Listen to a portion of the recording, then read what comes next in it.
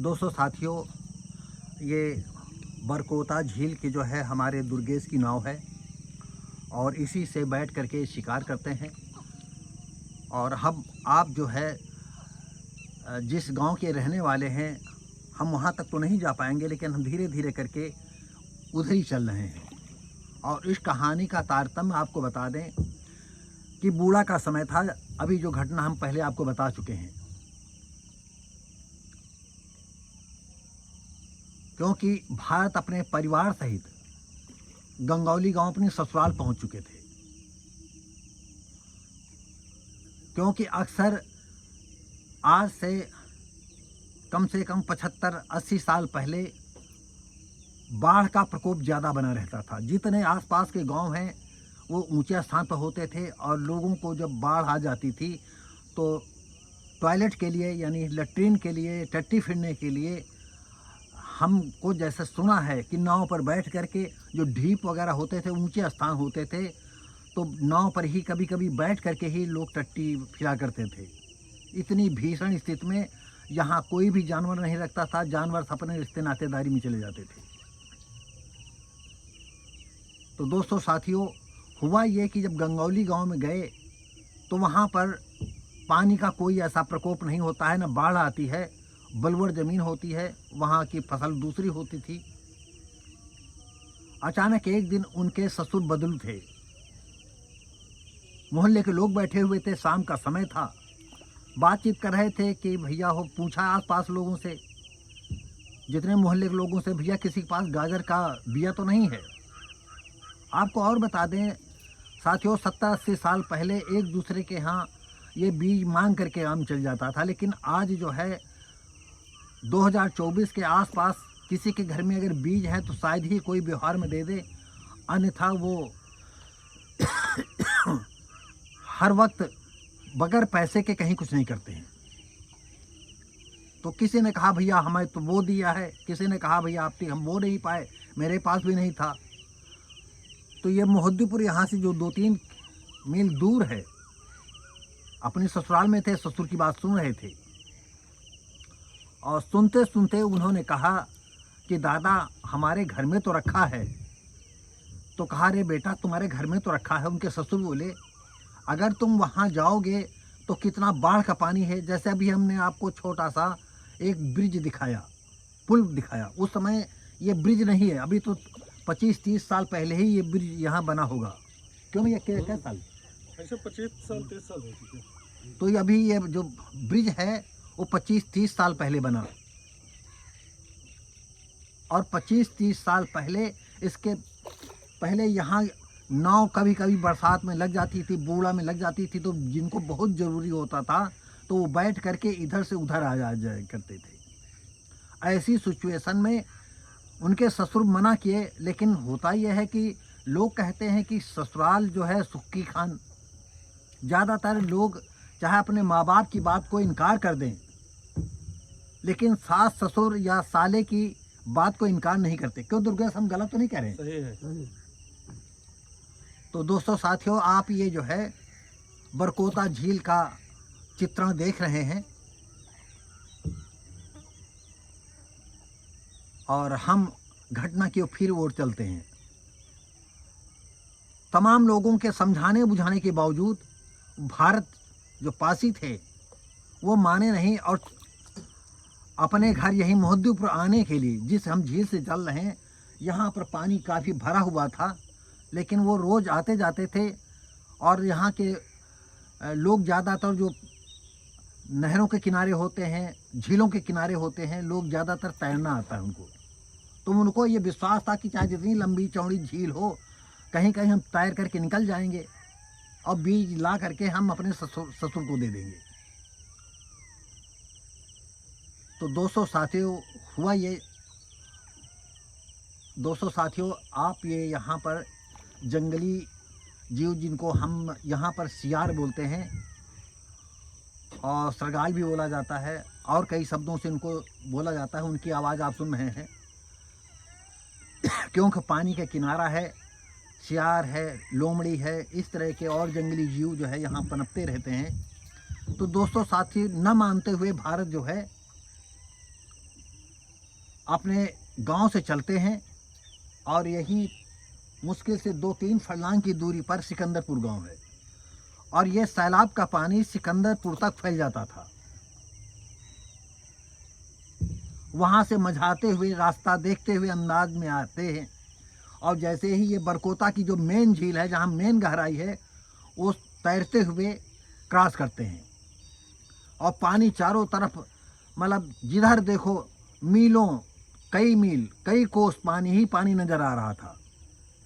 बाद में एक हिम्मत उनकी टूटी कि हम क्यों चले आए। पिताजी कह रहे थे कि मत जाओ बेटा, लेकिन मैं माना नहीं। तो आपको दोस्तों साथियों बता दें, लेकिन हिम्मती थे, वो चलते गए और हुआ ये कि 2 रास्ते हैं मोहद्दीपुर जाने के लिए। इधर एक, भैया ये कौन सा गांव है इधर पड़ता है जहाँ? ये सथरा के लिए चला गया, मोहद्दीपुर सथरा। और नहीं, एक और गांव इधर बीच में पड़ता बड़ा, करीमाबाद। करीमाबाद। तो एक रास्ता करीमाबाद से होते हुए जाता है। तो यहाँ पानी ज़्यादा भरा हुआ था, यहाँ ज़्यादा गहराई थी और एक अल्मोड़ा का रास्ता था। तो दोस्तों साथियों आपको बता दें उन्होंने अल्मोड़ा का रास्ता पकड़ा। तो कहीं कहीं उन्होंने बताया कि कुछ कटान की वजह से, पहले कटान नहीं था इतना, लेकिन बरसात की वजह से, तेज बरसात और बहाव की वजह से जो रास्ते थे कट गए थे। तो अचानक कई जगह ऐसा हुआ कि हमको पानी में एकदम से जंप, जैसे कोई आदमी जंप लगाता हो, हम पानी के अंदर चले जाते थे क्योंकि रास्ता जो है वो कट गया था। खैर उनको डर नहीं लगता था, उनको झेलते झेलते जवान हो गए थे, 1-2 बच्चे उनके पास भी थे। ऐसी सिचुएशन में कहीं कमर तक पानी, कहीं घुटनों तक पानी, अल्मोड़ा गांव के करीब पहुंच जाते हैं। 1 फरलांग करीब गांव रह जाता है या थोड़ी दूर। और अचानक उन्होंने देखा, और दोपहर की बात का समय है, 3-4 बजे का किस्सा। अचानक उन्होंने पानी के ऊपर देखा कि कुछ मरे जानवर तैरते, मतलब बहते चले जा रहे थे, कुछ सांप इधर से उधर चले जा रहे थे और कुछ जंगली जीव जो है पानी से नहीं बच पाए थे, वो बहते हुए चले जा रहे थे। ऐसे में उनको ऐसा लगा कि ये 2 टार्च कैसे जल रही हैं पानी के अंदर, और झिलमिल झिलमिल लहरें चल रही थी, हवाएं तो तेज चल रही थी। तब तक अचानक उन्हें याद आया कहीं मगरमच्छ तो नहीं है। दोस्तों साथियों अब आपको क्या बताएं, वो मगरमच्छ ही था। और वो इतना खुश था मन में कि चलो इस सैलाब में हमको एक कोई शिकार तो मिल गया है, और वो भी जीवित अवस्था में, और ये इनकी जान जो है हाथ पे आ गई।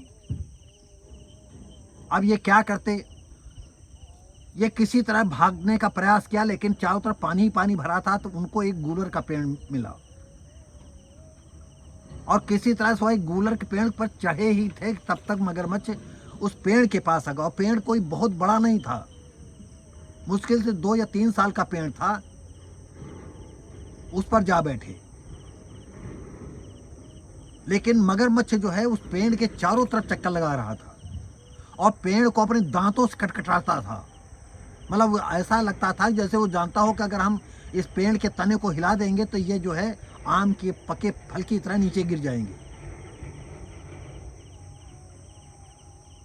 दोस्तों साथियों आपको क्या बताएं, उन्हें लगा कि हमको और ऊपरी डाल पर जाना चाहिए, क्योंकि ज़्यादा बड़ा भी पेड़ नहीं था और ज़्यादा मोटी डालें भी नहीं थी, लेकिन जान बचानी थी। इस वजह से उन्होंने ऊपरी डाल पर जाना उचित समझा। तो ऊपरी डाल की तरफ जैसे देखा तो ऊपर काला नाग बैठा हुआ था। दोस्तों साथियों कितनी भयानक स्थिति होगी कि नीचे मगरमच्छ, ऊपर काला नाग, बीच में वो फंसे भारत। पहले तो उनके हाथ से ऐसा लगा कि वो नीचे हाथ छूट जाएगा और भरभरा करके पानी में वो गिर जाएंगे, लेकिन किसी तरह से उन्होंने संभाला और थोड़ी देर सोचते रहे कि अब क्या करें, नीचे मगरमच्छ नोच करके खा जाएगा, ऊपर अगर जाते हैं तो सांप डस लेगा। ऐसी सिचुएशन में दोस्तों साथियों उन्होंने जो है नाग की तरफ दोनों हाथ जोड़ दिए और उन्होंने कहा, हे नाग देवता, आपकी जान संकट में है और मेरी भी जान संकट में है। आपसे अनुरोध है कि आप जो है ऊपरी डाल पर चले जाएं और जिस डाल पर आप बैठे हुए हैं हम उस डाल पर आ जाएं। और ये बिल्कुल सत्य घटना है। ये 1935, 40, 45 के आसपास की घटना है। और सबसे बड़ी बात यह है, मैं हूँ शिव भारती पासी और मेरे साथ इस नाव पर इस समय बैठे हुए हैं दुर्गेश जी, नाविक हैं हमारे और बहुत अच्छे हैं। और हमारे उन्हीं के साथ हैं फुल्ला जी। तो आपको बता दें दोस्तों साथियों कि सांप फन फैलाता है, चारों तरफ जीभ लपकाता है, देखता है बार बार।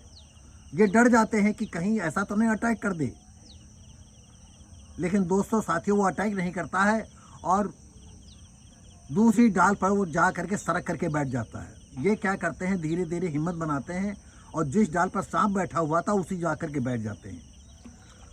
आधा एक घंटा बैठे रहते, कहते हैं कि नीचे वो मगरमच्छ नहीं जा रहा है। और जो पेड़ के आसपास जितना पानी था इतना गंदला हो गया था, जैसे कच्चे मकान बनाए जाते थे उसके लिए जो गारा बनाया जाता था मिट्टी का, उस तरह से वहाँ स्थिति पैदा हो गई। उन्होंने सोचा कि ये मगरमच्छ हटेगा नहीं यहाँ से, तो अब क्या किया जाए। तो उन्होंने उसको आवाज़ देना चालू किया वहाँ से, क्योंकि एक फरलांग की दूरी पर गांव अल्मोना था और लगातार वो आवाज़ दे रहे हैं। तो दोस्तों साथियों, हम इसके बाद दूसरी घटना को थोड़ी देर में चित्रित करते हैं, फिर बताते हैं आपको।